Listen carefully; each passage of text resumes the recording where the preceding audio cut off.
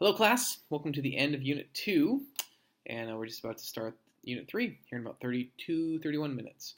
So I had a whole video recorded, and I was almost done, about 5 seconds left. And I'm using this very rudimentary recording program on my computer, and I hit the stop button, and there's no way to add additional content to it. So here I am doing it once again. Hopefully this time will even be even shorter. So you may have noticed that I've been a bit silent, and I want you to know that's not because I'm ignoring you, it's not because I don't want to pay attention, it's because I wanted to create almost a sense of urgency to how we view this class. Okay, and you're thinking, what urgency? You haven't? What are you talking about? So let me break this down for you. There's two things that you're probably dealing with. Now, this is going to be a kind of an overarching, kind of a broad brush stroke, if you will, of how I anticipate, or maybe I could even say I assume things are happening. So you came into this class and you've taken, whether it's, 20 units, maybe you're further along in the program, maybe you're toward the end of your program. You've taken all of these marriage and family therapy-related clinical psychology courses. And then you get into this class. And I tried to do a pretty good job, I hope I did, in communicating how and why this class is so important to the overall content curriculum of the MFT program. How it connects, why it connects, and how I think you can use it even if you don't end up doing career counseling in the future. So I want to continue to drill down on that because I think that this will be one of the more important classes that I get to teach and that I think potentially you even get to take because I do see there's so many crossovers. But in this, I think here's the connection I want us to make, and I think what it does is it's so I'm big into this idea of what's called design thinking. And I won't bore you with the details, but basically at the core of, or really at the kind of the center starting point of design thinking is what we would call human-centered design, okay? Or really, if you kind of strip that down even further, what we're looking at is empathy, okay?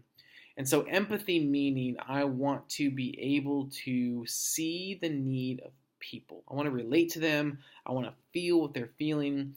I want to, be able to say that I've experienced their experiences and I know exactly what it is they need, or at least I have maybe not exactly, but I have a good idea of what it is they need or want to be successful and to, move on from where they are. Okay, so this idea of empathy. Okay, I have a lot of things I could say about empathy, how I lack in empathy, but one of the things that I've been growing in, I think, has been this idea of empathy, especially as it relates to working with people and can I understand what it is that you're going through.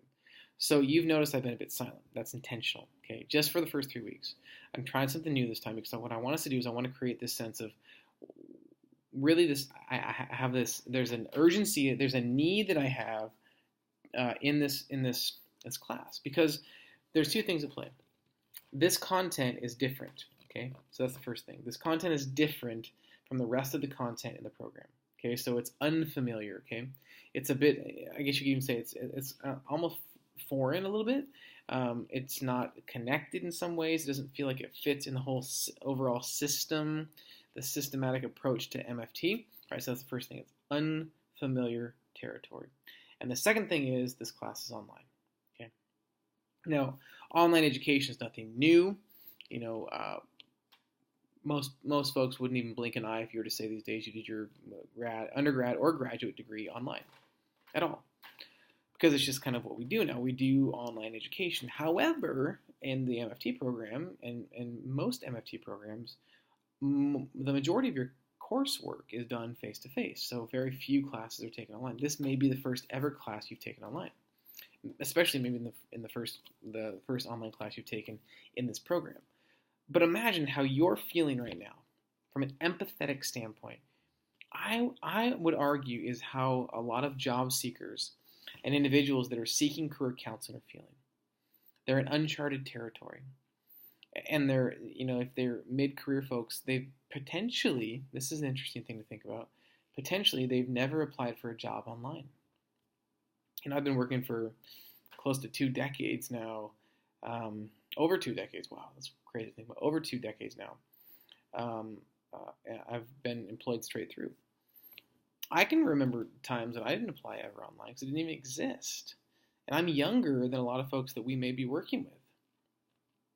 So uncharted territory from a content standpoint, and then there's this new technological thing for many folks they may be reckoning with and trying to reconcile with, and they don't get it, understand how we do this. I don't understand, the application tracker and like, what do you mean? So in my application, if I don't have the right keywords in, the computer's not even going to let it pass kind of this safeguard gatekeeper, and I may not, my application may never even be seen by a live person.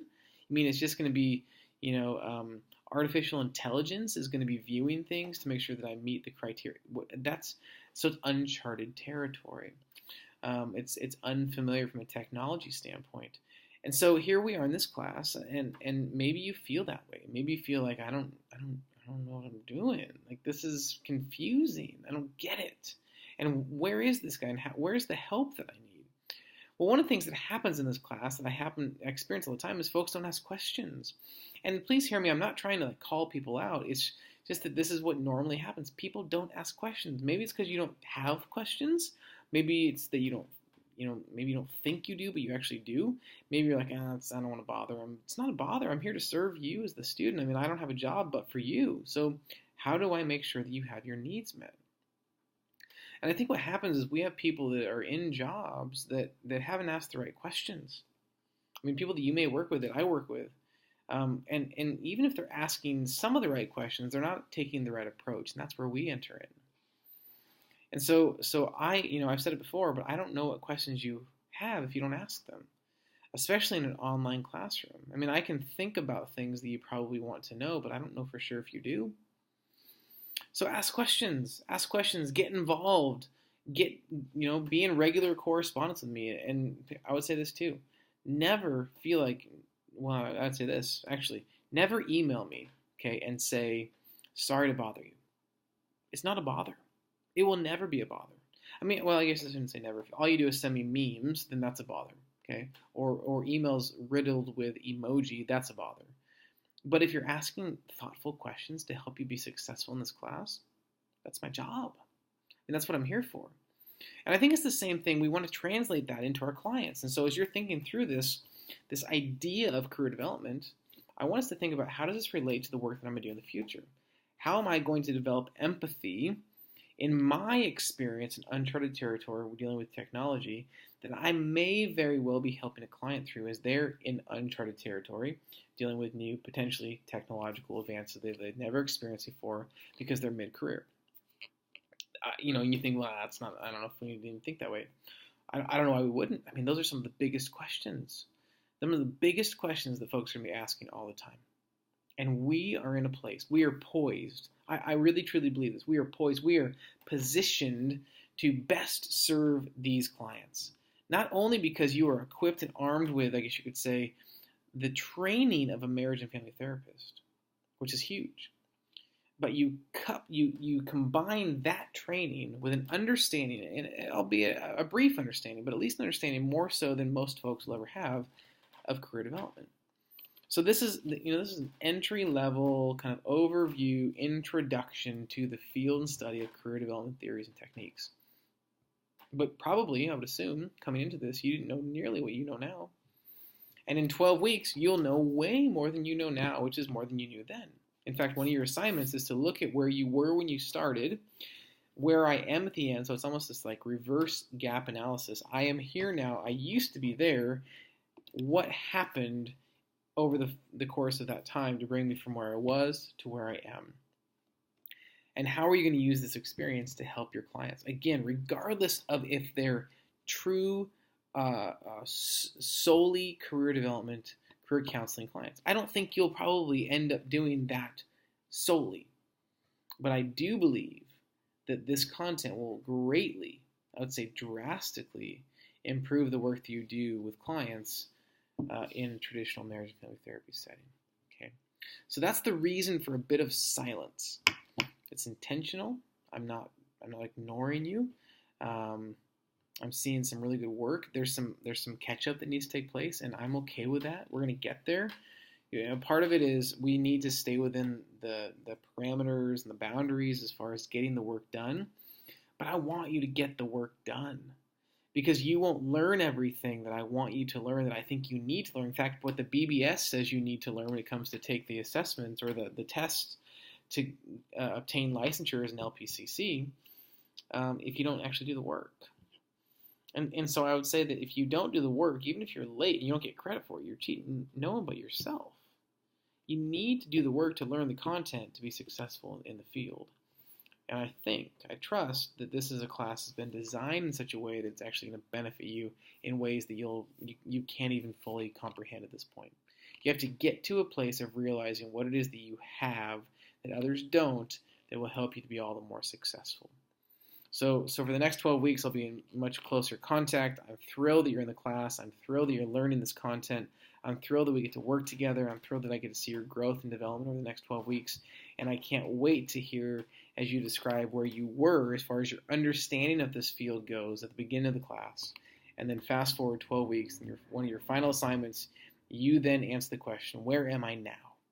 And what took you from where you were to where you are, and how do you see things differently, and how will you then use that to benefit the lives, to lead towards overall well-being and human flourishing for the individuals that you get to work with in the future. So great job so far. It's been a good first 3 weeks, and I can't wait for the next 3. If you have questions or concerns or comments, if they'll benefit the whole of the class, if you think they will, you think someone else has the same question or comment, leave that in the forum section so other people can read it. Okay, you have to log into that all the time on a regular basis, and so I would think that it would make sense that everybody writes in there. Okay, and if there are questions that are very individual and focused only on your situation, email me.